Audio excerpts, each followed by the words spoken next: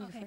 My name is Fiona, and I'm a university student, and I have a question to ask Mr. Jeremy. And I know your company is promoting put many efforts on green living, and actually I was wondering if all countries turn their energy into renewable energy and no one use oil eventually in one day, and your company will have no business, right? And so it seems that promoting green living style is contradict to your company, like having profit or something. So I want to ask why your company is still doing this and accept building a good image to the public. Thank you. Thank you very much for the question, Fiona. Just on this this side of thing is as businessmen, you know, an important part of our stewardship role is to build the company over time. And indeed, you know, we have a background which has been in the energy field around largely oil and gas. We're actually now a bigger gas company than we are an oil company. That's part of the transition that comes through. And we look for opportunities in the energy space. And we look at it through the eyes of what will people need and how can you participate in serving that need in a responsible and a profitable way. And that's why we believe that in engaging in this, we're developing a better field in general for business, for technology, and the future opportunities that we have. So it's a simple businessman's answer. Okay. So we have 5 from the side. Michael, we can start from the front. Maybe Michael, and then...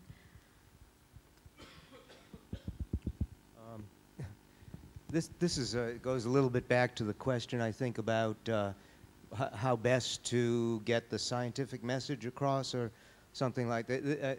I think part of the problem is that is to determine what the message is, because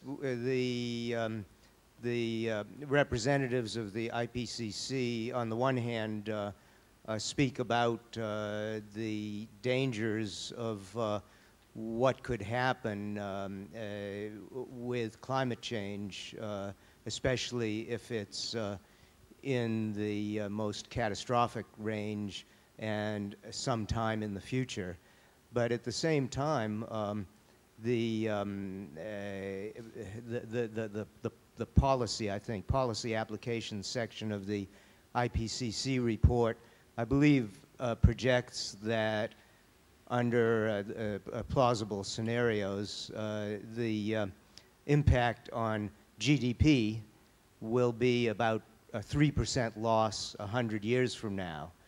So if somebody goes and hears somebody speak about the disasters that could occur one day, and then another day goes to hears about the likely impact on society, which would be a 3% reduction in GDP in 100 years, it may seem that the projections of possible catastrophe are crying wolf. So I think that there's got to be some sort of a way of putting these things together into a message. I think the message is that it's about energy. It's about the fact that we will have had probably about a 200-year window of opportunity to use fossil fuels. We've used that window very well, and we have to start working on the transition away from them for a number of reasons, probably implying that there's got to be a price on carbon. So the message eventually comes down to something pretty simple, and it really doesn't matter whether it's a tax or cap and trade, and that's not really an economist's debate. It's really a matter of which works better politically. But I think that's the ultimate message for a variety of reasons, not only climate change, but other reasons as well. Thank you. Just 2 rows behind you. Thank you for taking my question. My name is Barbara Finnemore from NRDC, and I'm also listed as being in the room, so I'd like to make a quick comment and question that actually ties together the two very interesting presentations we heard from Jeremy and John. I too was struck by the blueprint scenario or outlook and its failure to get us where we need to go to protect the climate. And of course I assume that's based on the assumptions on how much can be done and also on the assumptions of what needs to happen in order for the policy and regulatory mechanisms to kick into play. And so my question is, Jeremy, do you have a more aggressive scenario that is based on deeper assumptions on what can be done with the blueprint? And not necessarily by the top-down UNFCCC approach, but in the even the patchwork way that you described. And also, secondly, you seem to indicate that in order for the blueprint scenario to happen, it's going to take some really dire climate consequences to happen. And we've, of course, heard a lot about those and how we don't know what that's going to happen because it's not, it's discontinuous, there's tipping points. But also, have your scenarios taken into account the types of mass migrations and national security implications that John mentioned in his remarks? Thank you. Thank you very much, Barbara. The scenarios are designed to explore the bounds of plausibility, but not be mathematically extreme. And so, of course, as many people have done, you can draw a line to say, this is what's required by 2050 and backcast it. And effectively, your line tells you that you need to be emissions need to be reducing from today, and you need to have a zero emissions power sector by 2050, a zero emissions transport sector. And so that's the mathematical approach to that. And then what you really need to do is look at, well, what does that mean? What are you having to scrap and replace? What policies do you need to have in place? How will that political process run? And the most rapid way that we could conceive is reflected in blueprints. So we would like to see faster than blueprints, but we can almost use that as a benchmark. So we look at the developments, because this work was originally developed in 2006 and shared more widely with policymakers in 2007 and with the public in 2008. And in that time, on the whole, things are moving a little bit in the blueprints direction. It's not just scramble, but they're not moving as fast as blueprints. So the aspect is, can you get in place carbon pricing, even in a patchwork form, by 2012 to 2015? Can you get in place carbon dioxide capture and storage at scale by 2020? Can you get vehicle electrification entering mass markets at scale by 2020? So these are a number of the things that have to happen to take you through.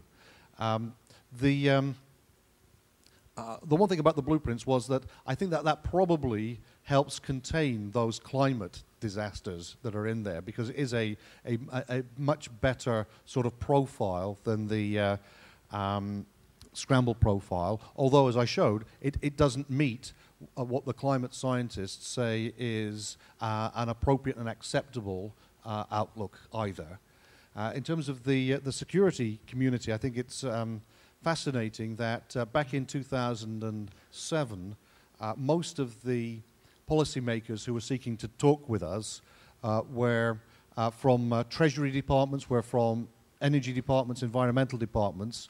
But by 2008, I was almost on a weekly basis with the Pentagon or the CIA or with MI6 in the UK. And so clearly it's significant that this has been recognized as a security issue. And I think that at the table, the security voice probably has a louder voice than the industry voice. And so that's a positive development as well. Now, there were a number of questions, and I think I may have missed one. Could you just highlight? Well, actually, two questions. I'll just speak up.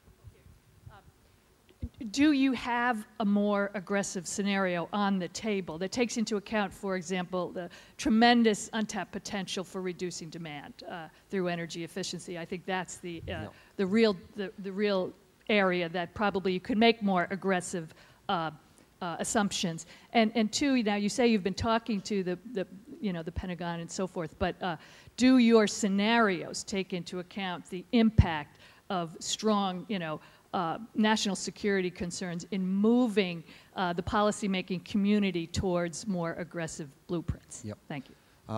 On that last question, we've tried to kind of factor that kind of aspect into account. So you heard a number of the speakers effectively talking blueprints language, effectively saying, this gets pushed by different constituencies, including the security constituency, not because of some global outbreak of agreement and altruism. So that is certainly a factor within that. I absolutely agree with you, and that's why I highlighted demand moderation in my presentation, that's a significant aspect. For the blueprints as shown, we've got quite aggressive assumptions, so that energy efficiency proceeds at twice the pace that it's historically proceeded, and that the scrappage of old plants proceeds at twice the pace as historically happened. So there's some quite aggressive assumptions already within that. But again, just linking to the cities theme in this gathering, how cities develop makes a big impact on this. You can talk about 3,000 new cities in the next 40 years. And if those develop chaotically, then there'll not only be human misery from a variety of areas, they will sprawl, there will not be public mass transport that's effective, and you will get both gridlock and high energy use. If they're developed coherently with combined heat and power, with mass transit, etc., then you get a different picture. So the energy use of a new city can probably differ by a factor of 3. And if we get more coherent city development, then you may find you're able to catch up with blueprints and then go faster than blueprints. Okay. Just wanted to, I know I had 3 other identified, but just before I do that, I'd also like to, because we haven't said a lot about the security issue and adaptation and crisis management, I would like to call on General Mosley, who's still in the audience. I mean, how do you see, I know that you mentioned about competition and resources, and I guess the message was competition, reducing competition and resources, and actually increasing cooperation on sort of management of adaptation.